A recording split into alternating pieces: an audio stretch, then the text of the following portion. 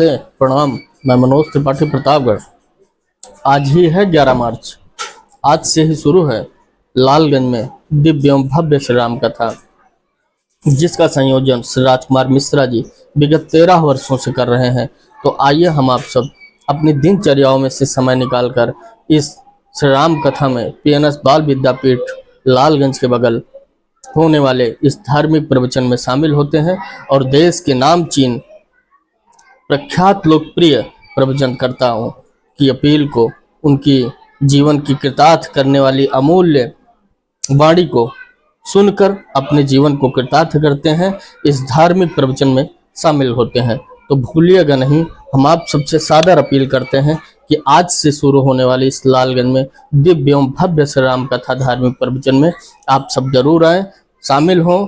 आपकी उपस्थिति निश्चित ही आयोजनकर्ता के उत्साह को दुगना करेगी।